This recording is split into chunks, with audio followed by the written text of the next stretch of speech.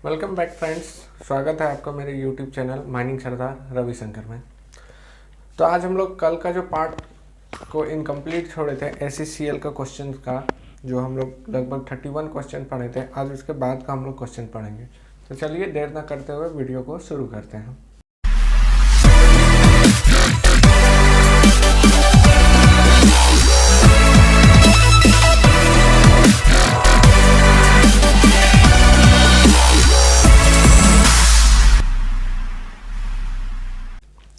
तो क्वेश्चन मैं आपके लिए पढ़ते जा रहा हूँ। आप कॉपी निकाल के रखिए, पेन निकाल करके रखिए, आप उसको जो है कॉपी में भी नोट करते चलिए और आप उसका आंसर जो है खुद से सोचने का कोशिश कीजिए। अगर आपको पता है तो ठीक है, और अगर आपको नहीं पता है तो आप मेरे वीडियो के कमेंट सेक्शन में लिख दीजिए कि सर इसका क्वेश्चन का आंसर बता दीजिए, तो मैं उस क्वेश्चन का आंसर आपको बता दूंगा। मैं चाहता हूं कि आप कोशिश करें कि आप जो है आंसर खुद ब खुद ढूंढने का कोशिश करें। ऐसे में आप क्या होगा कि जब आप बुक खोलिएगा तो आपको एक के साथ साथ 4-5 आंसर, 4-5 चीज़ आपको दिखेगा और आप उसको याद कर लीजिएगा। चलिए क्वेश्चन स्टार्ट करते हैं। Height of travelling roadways. Travelling roadways का हाइट कितना होना चाहिए मिनिमम? तो आपको पता है 1.8 मीटर से कम नहीं होना चाहिए। जो ट्रैवलिंग हॉलेज रोडवेज होता है उसका जो हाइट रहता है वो 1.8 मीटर से कम नहीं होना चाहिए, ये रेगुलेशन के अनुसार है। वर्कमैन इंस्पेक्टर जो है वो as a workman inspector mines में कितना दिन काम करेगा, और अपना नॉर्मल जो उसका पोस्ट है उसके हिसाब से वो कितना दिन काम करेगा।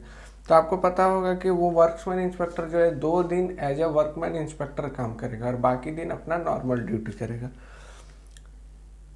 चलिए अब जो सॉलिड ब्लास्टिंग से जुड़ा हुआ क्वेश्चन आता है, इसमें बहुत तरह का क्वेश्चन आता है। P5 एक्सप्लोसिव से जुड़ा हुआ कि डिले डेटोनेटर कहाँ यूज होता है, कौन सा एक्सप्लोसिव हम लोग सॉलिड ब्लास्टिंग के लिए यूज़ करते हैं, सॉलिड ब्लास्टिंग में हम लोग डायरेक्ट इग्निशन करते हैं या इनडायरेक्ट इग्निशन करते हैं।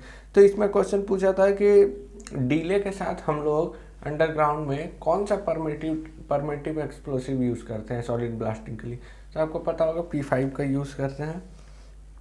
एयर क्रॉसिंग जो होता है, एयर क्रॉसिंग जहाँ इनटेक और रिटर्न दोनों एक दूसरे को क्रॉस करता है, उसमें ऊपर इनटेक होता है कि ऊपर रिटर्न होता है, इसका जो है आंसर आप खुद से बताने का कोशिश कीजिए। ऐसे हम बता दे रहे हैं ऊपर रिटर्न होता है और नीचे इनटेक रहता है। ये सब क्वेश्चन जो है आपको देखिए धीरे धीरे सीखते सीखते आप एक क्वेश्चन से 4-5 क्वेश्चन का आंसर खुद भी निकालने सीख जाइएगा। जैसे क्वेश्चन को थोड़ा सा टिपिकल बनाने के लिए अगर उसको थोड़ा सा घुमा देता है तो आपको डरने की ज़रूरत नहीं होगा, आप आराम से उसको भी पढ़ पाइएगा। तो चलिए नेक्स्ट क्वेश्चन में आते हैं कि जो कॉग लगाते हैं हम लोग, उसका कॉग में स्लीपर जो रहता है, उसका खुट्टा जो रहता है, लकड़ी जो रहता है, उसका लेंथ कितना होता है। तो आपको पता होगा, अगर नहीं पता है तो कमेंट में बताइए, और अगर पता है तो भी कमेंट में बताइए। आप कमेंट जरूर कीजिए। आप जब भी मेरा वीडियो देख रहे हैं तो कमेंट सेक्शन को खोल करके रखिए, और जब भी कोई क्वेश्चन आता है फटाक से उसका आंसर टाइप करके सेंड कर दीजिए। उसमें क्या होगा ना कि हम लोग को पता चलते रहेगा कि आप जो है रेगुलर बेसिस पे इसको देख रहे हैं। फिर क्या होगा, आप और स्टूडेंट जो है जो कमेंट कर रहे हैं उसका भी आंसर देख पाइएगा, और फिर क्या होगा कि बहुत सारा स्टूडेंट जब कमेंट करेंगे तो जिसका आंसर थोड़ा सा डिफरेंट होगा या थोड़ा रॉन्ग होगा, वो जो है अपना आंसर को भी करेक्ट कर लेगा और बहुत सारा मदद होगा। आप लोग जो है ना कम्युनिटी बनाइए, आप लोग अलग थलग पढ़ने का कोशिश मत कीजिए, आप लोग मिलजुल करके तैयारी कीजिए। देखिए ये सब एग्ज़ाम ऐसा है कि मतलब कोई आपको रोक नहीं सकता। अगर आप पढ़ रहे हैं और आप कॉन्फिडेंस है कि आप जो है क्वालिफाई कीजिएगा तो आपको कोई रोकेगा नहीं। ऐसा नहीं है कि आप किसी को थोड़ा सा हेल्प कर दीजिएगा या किसी के साथ थोड़ा सा बैठ जाइएगा तो वो ज़्यादा सीख जाएगा और वो नौकरी ले लेगा, ऐसा कोई बात नहीं। आपको अपने ऊपर कॉन्फिडेंस पूरा भर भर के होना चाहिए। कोई भी एग्ज़ाम पास करने के लिए नॉलेज एक लिमिट भर चाहिए, और नॉलेज के ऊपर जो चीज़ चाहिए है वो है आपका कॉन्फिडेंस। आपका कॉन्फिडेंस लेवल एकदम हाई होना चाहिए। आप एक कॉम्पिटिटिव एग्ज़ाम को फाइट करने जा रहे हैं और आपका कॉन्फिडेंस लेवल ही आपके एग्ज़ाम को आपका हाथ में ला करके देगा। आप कॉन्फिडेंस नहीं रहिएगा, आप रोल नंबर तक भरने में डरिएगा, उसको 4 बार चेक कीजिएगा। एग्जाम से हॉल से निकलने के बाद आपको मन में आएगा कि पता नहीं वो जगह हम रोल नंबर सही भरे कि नहीं भरे, टिक सही करे कि नहीं करे। आप कॉन्फिडेंट पर्सन बनिए, आपके अंदर जो है ना कॉन्फिडेंस एकदम भरा होना चाहिए। चलिए नेक्स्ट क्वेश्चन में आते हैं कि एयर का वेलोसिटी नापने के लिए हम लोग कौन सा डिवाइस का यूज़ करते हैं। तो इसका भी आप कमेंट सेक्शन में बताइएगा आंसर। वेट बल्ब टेम्परेचर कितना से अधिक नहीं होना चाहिए, और कितना से अधिक होने पे वहाँ का जो एयर का वेलोसिटी है वो 1 मीटर पर सेकेंड होगा। इसका भी आंसर आप कमेंट में बताइए। हम आपको देखिए क्वेश्चन और आंसर आपको हर जगह मिल जाएगा यूट्यूब में। हम आपको क्वेश्चन पूछें, जिस हिसाब से हम आपसे क्वेश्चन पूछ रहे हैं ना, आपका दिमाग पे जोर पड़ेगा। आप ना बार बार आंसर को रिकॉल कीजिएगा, अपना दिमाग से बार बार आंसर को निकालिएगा। देखिए हम जो कर रहे हैं, हम आपसे क्वेश्चन पूछ रहे हैं और अलग अलग टाइप से, अलग अलग स्टाइल में पूछ रहे हैं, ताकि आप एक ही क्वेश्चन को डिफरेंट टाइप से याद कर सके। प्रैक्टिस होना भी तो जरूरी है। आता तो किसी को है आंसर, लेकिन प्रैक्टिस ही एक आदमी को परफेक्ट बनाता है। प्रैक्टिस ही परफेक्शन का एकमात्र राज है। More and more practice. चलिए आगे बढ़ते हैं। गोफ किससे रिलेटेड है? ऑप्शंस में अगर देता है board and pillar method, depillaring method, तो आप किस में टिक कीजिएगा? सोच के देखिए कि गोफ का मतलब क्या होता है। गोफ का मतलब होता है जहाँ से हम लोग मिनरल्स और सपोर्ट निकाल लिए हैं। मिनरल्स भी निकाल लिए और सपोर्ट भी निकाल लिए। तो बोर्ड एंड पिलर में भी होगा, लेकिन बोर्ड एंड पिलर में तब होगा जब हम लोग उसका पिलर को भी काट लेंगे। और लॉन्ग वॉल माइनिंग में जैसे जैसे मशीन आगे बढ़ते जाएगा तो पीछे तो सपोर्ट हटते जाएगा, क्योंकि लॉन्ग वॉल में सपोर्ट उसका जैक सपोर्ट ही रहता है, जो हाइड्रोलिक सपोर्ट रहता है पिस्टन का वही सपोर्ट रहता है, कैनोपी उसका सपोर्ट रहता है। तो जैसे जैसे मशीन आगे बढ़ेगा उसके पीछे पीछे का जो भी एरिया रहेगा उसको हम लोग गोफ बोलते रहेंगे। तो ये दोनों में रहता है, लॉन्ग वॉल में भी रहता है और बोर्ड एंड पिलर में भी रहता है। हाँ, पिलर को काटने का तरीका, जैसे हम लोग जब पिलर को काटते हैं तो उसको हम लोग क्या बोलते हैं? डिप्लेरिंग बोलते हैं। क्वेश्चन यही था। हाँ, कॉन्ट्रैक्चुअल वर्कर के लिए ज़रूरी क्या है? देखिए कॉन्ट्रैक्चुअल वर्कर के लिए रेगुलेशन में शायद एक चीज़ जोड़ा गया है कि उसको वोकेशनल ट्रेनिंग और इनिशियल मेडिकल एग्जामिनेशन कराना बहुत जरूरी है। वो पढ़ा लिखा हो चाहे नहीं हो उससे मतलब नहीं रखता है, लेकिन उसका वोकेशनल ट्रेनिंग होना चाहिए और उसका इनिशियल मेडिकल एग्जामिनेशन होना चाहिए। ब्लास्टिंग कार्ड सिस्टम जो है वो हम लोग कहाँ यूज़ करते हैं? अंडरग्राउंड में यूज़ करते हैं कि ओपन कास्ट में यूज़ करते हैं कि लॉन्ग वॉल में यूज़ करते हैं? तो इसका आंसर हो जाएगा कि अंडरग्राउंड में यूज़ करते हैं हम लोग, बोर्ड एंड पिलर मेथड में, है ना। क्वेश्चन है अब सेक्शन 22 लगाने का पावर किसका है? अब आप सोच के देखिए, आप माइंस में प्रैक्टिकली जैसे जाइएगा तो देखिएगा कहीं कहीं मैनेजर बोलता है नहीं यहाँ मत जाओ, यहाँ काम नहीं होगा, यहाँ सेक्शन 22 लगा के गया है। तो कौन लगा के जाता है सेक्शन 22? सेक्शन 22 DGMS का आदमी आता है, वही लगा के जाता है।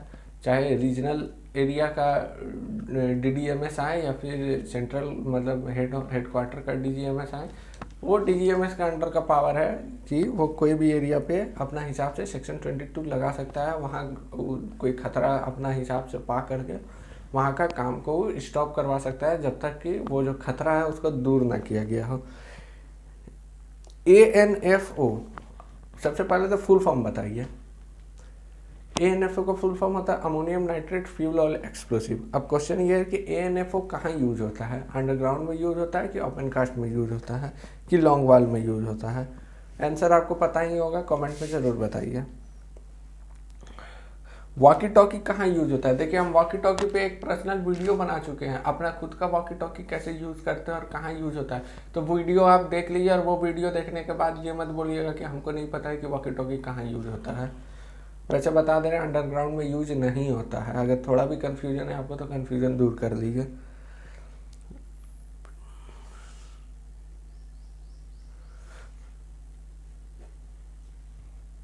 अंडरग्राउंड माइंस में रिजर्व स्टेशन बनाने का परमिशन कौन देता है? रिजर्व स्टेशन बनाने का परमिशन कौन देता है? इसका भी आंसर आप जो है हमको बताइएगा, हम आपका आंसर का वेट करेंगे।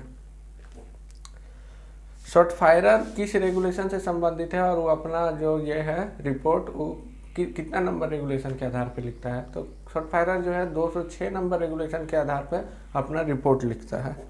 मल्टी शॉट एक्सप्लोजर जो है वो किस टाइप का डिवाइस है? इंटेंसिकली सेफ है या फ्लेम प्रूफ एपरेटस है? तो आपको पता होगा कि वो इंटेंसिकली सेफ एपरेटस है। अब सबसे इम्पोर्टेंट क्वेश्चन है जो आपका जॉब से जुड़ा हुआ है कि माइनिंग सरदार का ओपन कास्ट माइंस में क्या ड्यूटी रहता है? तो उसका ड्यूटी रहता है बेंच का स्टेबिलिटी को कोई दिक्कत ना हो इसको इंश्योर करना, फेस का ड्रेसिंग करा के रहना और डस्ट को कंट्रोल करने का कुछ कुछ उपाय करते रहना। ऊपर जाता हुआ टब में कौन सा सेफ्टी डिवाइस लगा हुआ रहता है? आपको तो पता होगा बैक स्टे लगा हुआ रहता है, इसमें बहुत सारा डिवाइस होता है। आपको जितना भी हॉलेज से जुड़ा हुआ डिवाइस है वो आपको एक एक बार ध्यान में रखना पड़ेगा कि कौन कौन सा डिवाइस अंडरग्राउंड में हम लोग हॉलेज में यूज़ करते हैं। मैन होल का डायमेंशन, ये तो मतलब हर एग्जाम में ही पूछता है कि मैन होल का डायमेंशन क्या होता है। तो अब ये सब क्वेश्चन जो है आप जो है इस सबको रट के ही जाइए कि रटने का क्या ज़रूरत है, ये सब इजी है, आपको तुरंत याद हो जाएगा। अच्छा, मैन होल डायमेंशन से एक और चीज़ याद आया, पोचाड़ा से जुड़ा हुआ भी एक ये रहता है कि मैन होल के किधर किधर कितना कितना साइड में पोचाड़ा हम लोग करके रखेंगे। ये भी क्वेश्चन आ सकता है, इसको भी थोड़ा सा ध्यान दीजिएगा। रेलवे रोड से माइंस का जो एंट्रेंस है उसका कितना मीटर का दूरी होना चाहिए कम से कम, तो 45 मीटर का होना चाहिए। हाँ, आपको जैसे हम हर वीडियो में बताते रहते हैं कि जो है मैप से जो सिंबल है, जो रेगुलेशन का लास्ट पेज में सिंबल दिया हो, सिंबल से जुड़ा हुआ क्वेश्चन पूछता ही पूछता है। देखिए SECL में भी पूछा है कि वाटर डैम को किस कलर से हम लोग दिखाते हैं। तो उम्मीद है आपको ये भी समझ में आ गया होगा कि जो लास्ट पेज का सिंबल है वो बहुत ज़रूरी है और हर एग्जाम में वो ना पूछता ही पूछता है। अच्छा, जब हम लोग डिप्लेयरिंग करते हैं, नेक्स्ट क्वेश्चन है, जब हम लोग डिप्लेयरिंग करते हैं तो पिलर को दो बराबर भाग में काटते हैं, तो उसको हम लोग क्या बोलते हैं? स्प्लिटिंग बोलते हैं, स्लाइसिंग बोलते हैं या स्टोक बोलते हैं? आप हमको कमेंट में इसको बताइएगा कि उसको स्प्लिट बोलते हैं या स्लाइस बोलते हैं, और स्लाइस और स्प्लिट के बीच क्या डिफरेंस है ये हमको बताइएगा।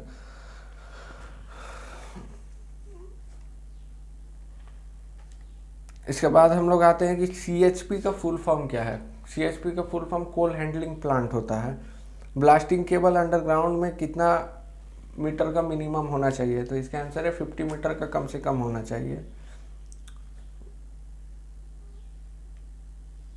वर्किंग इंस्पेक्टर कितना आदमी से ज़्यादा रहने पर हम लोग को वर्किंग इंस्पेक्टर को रखना है, तो इसका भी आंसर आप कमेंट सेक्शन में बताइएगा। सेफ्टी कमेटी का जो चेयरमैन होता है वो कौन होता है, तो सेफ्टी कमेटी का चेयरमैन मैनेजर होता है, और सेफ्टी कमेटी का जो सेक्रेटरी होता है वो सेफ्टी ऑफिसर होता है। इसके बाद नेक्स्ट क्वेश्चन है, कितना % रूफ बोल्ट का हम लोग एंकरेज टेस्टिंग करेंगे। तो आपको पता होगा ये क्वेश्चन भी हमेशा हर एग्जाम में पूछ रहा है, तो बहुत इंपॉर्टेंट क्वेश्चन है। और कितना % रूफ बोल्ट का हम लोग डिस्ट्रक्टिव टेस्ट करेंगे, ये भी लगभग हर एग्जाम में पूछ रहा है, तो इसको भी आप ज़रा सा ध्यान रखिएगा। हाइग्रोमीटर से हम लोग क्या नापते हैं, क्वेश्चन सुनते जाइएगा। हाइग्रोमीटर से हम लोग क्या नापते हैं, उसमें वेट बल्ब और ड्राई बल्ब जो रहता है, उसमें मुस्लिम का क्लॉथ जो रहता है वो किस में लगा हुआ रहता है, वेट बल्ब में रहता है कि ये ड्राई बल्ब में रहता है। और जो हाइग्रोमीटर है उसको हम लोग जहाँ नापना रहता है वहाँ ऐसे ही सिर्फ खड़ा करके रखते हैं या गोल गोल घुमाते रहते हैं उसको नापने के लिए। तो ये 3 क्वेश्चन, हालांकि एक ही क्वेश्चन था, हम अपने से इसमें 3 टाइप का क्वेश्चन बना के बता रहे हैं, क्योंकि हो सकता है तीनों में से कोई एक टाइप से क्वेश्चन पूछ सकता है, सब एक ही जैसा आंसर इसका इस सबका होगा। नॉनेल किससे रिलेटेड है? नॉनेल का मतलब हो जाता है नॉन इलेक्ट्रिक डेटोनेटर। तो आपको पता है ये जो है ये ओपन कास्ट में यूज होता है। कंट्रोल्ड ब्लास्टिंग जो है वो कहाँ यूज होता है? कंट्रोल्ड ब्लास्टिंग हम लोग ओपन कास्ट माइंस में यूज करते हैं, ठीक है। अच्छा, इसके बाद हो जाता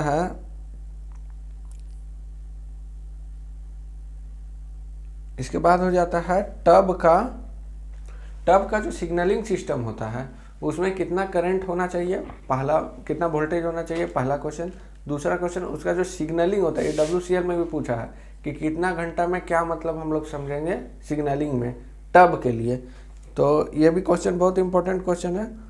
सैंड स्टोइंग हम लोग किस चीज़ में करते हैं, ओपन कास्ट में करते हैं कि अंडरग्राउंड में करते हैं कि बोथ में करते हैं कि किसी में नहीं करते हैं? तो आपको पता होगा कि हम लोग डिप्लेयरिंग एरिया को भरने के लिए सैंड स्टोइंग करते हैं, तो ये अंडरग्राउंड में यूज होता है। रैंप का ग्रेडियंट क्या होता है? अच्छा, रैंप और हॉल रोड में कभी कंफ्यूज मत होइएगा। रैंप का ग्रेडियंट होता है 1/10 से ज़्यादा नहीं होना चाहिए, हॉल रोड का ग्रेडियंट होता है 1/16 से ज़्यादा नहीं होना चाहिए।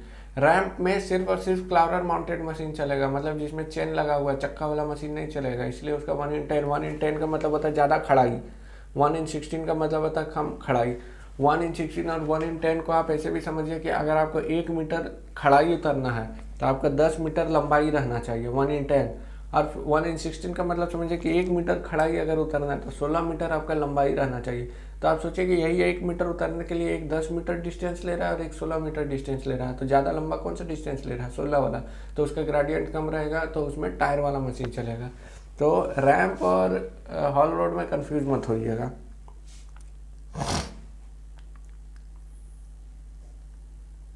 ओपन कास्ट का मशीन, हाँ बहुत सारा आपको ऑप्शंस दे देगा जिसमें पूछेगा कि इसमें से अंडरग्राउंड का मशीन कौन सा है, इसमें से ओपन कास्ट का मशीन क्वेश्चन कौन सा है। तो आप इसको भी ध्यान रखिएगा कि आपको कंफर्म पता रहना चाहिए कि कौन सा मशीन कहाँ यूज होता है। जैसे शटल कार को कार मत समझ लीजिएगा जो रोड में चलता है या ओपन कास्ट में चलता है, ये अंडरग्राउंड में चलता है, ठीक है। और कोल कटिंग मशीन हो गया, और मान के चलिए जितना भी डोजर हो गया, शॉवेल हो गया, ट्रिपर हो गया, डंपर हो गया, टायर हैंडलर। अच्छा, टायर हैंडलर का सुने हैं कि नहीं नाम आप लोग? अगर आप लोग टायर हैंडलर नहीं देखे हैं तो हम एक टायर हैंडलर का स्पेशल वीडियो बना देंगे कि टायर हैंडलर होता क्या है और ये क्या काम में आता है। ऐसे शॉर्ट में बता दूं कि टायर हैंडलर जो होता है, आप जैसे बड़ा बड़ा टायर रहता है डंपर को, उसको तो आप डायरेक्ट हाथ से उठा करके नहीं मतलब टायर को लगा पाइएगा डंपर में, तो उसके लिए एक टायर हैंडलर आता है जो क्या होता है कि दो आर्म रहता है, वो ऐसे ऐसे भी मूव करता है, ऊपर नीचे, मतलब वो 360 मूव कर सकता है, और उसी को टायर ऐसे पकड़ के ले करके जहाँ लगाना रहता है वहाँ ले करके लगा देता है। तो टायर हैंडलर जो है अपन कास्ट में यूज होता है। डायगोनल लाइन ऑफ एक्सट्रैक्शन जो है वो डेवलपमेंट से संबंधित है या डिप्लेयरिंग से संबंधित है? तो आपको पता होगा डायगोनल लाइन ऑफ एक्सट्रैक्शन हम लोग डिप्लेयरिंग में यूज़ करते हैं, ये पता लगाने के लिए कि कौन सा पिलर को कब काटना है। अगर रूफ बहुत ज़्यादा अच्छा है तो हम लोग स्ट्रेट भी काट सकते हैं, रूफ बहुत ज़्यादा ख़राब है तो हम लोग स्ट्रिपिंग स्टेप टाइप में काटेंगे, और अगर रूफ ठीक ठाक है तो हम लोग डायगोनल लेकर के चलेंगे। पिलर का पहले नंबरिंग किया जाता है कि पहले कौन सा पिलर को काटना है, उस हिसाब से ही डिप्लेयरिंग का प्लान बनाया जाता है और उसी हिसाब से डिप्लेयरिंग किया जाता है।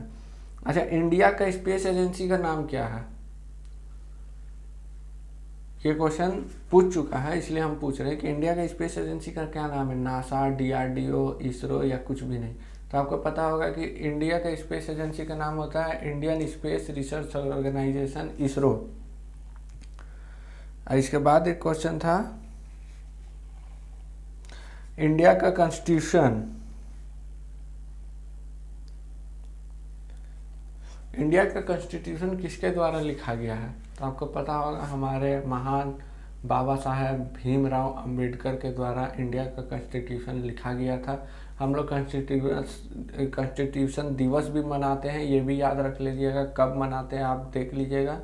और हम लोग रिपब्लिक डे तो मनाते हैं, लेकिन कॉन्स्टिट्यूशन डे किस दिन मनाते हैं, ये आपके लिए क्वेश्चन है। आप कमेंट सेक्शन में बताइए कि हम ऐसे बता दे रहे हैं ये नवंबर महीना में मनाया जाता है और 20 तारीख से 30 तारीख के बीच का एक डेट है।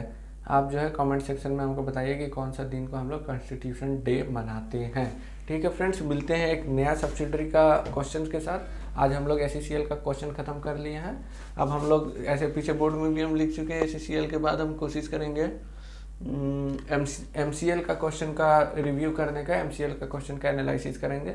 तो अगर आपको वीडियो पसंद आया तो आप हमारे चैनल को सब्सक्राइब कर दीजिए, वीडियोस को शेयर कर दीजिए, लाइक कर दीजिए, और आपको कोई भी दिक्कत होता है तो नीचे कमेंट में ज़रूर बताएं। अगर आप हमारे व्हाट्सएप ग्रुप से जुड़ना चाहते हैं तो डिस्क्रिप्शन बॉक्स में हमारा व्हाट्सएप ग्रुप और टेलीग्राम ग्रुप का लिंक दिया हुआ, आप उसमें आकर के हमसे जुड़ सकते हैं। और एक बात बता दो, अगर आपको किसी भी तरह का दिक्कत होता है तो आप हमको डायरेक्ट व्हाट्सएप भी कर सकते हैं, व्हाट्सएप नंबर भी आपको नीचे फ्लैश होगा। ठीक है फ्रेंड्स, मिलते हैं नेक्स्ट वीडियो में।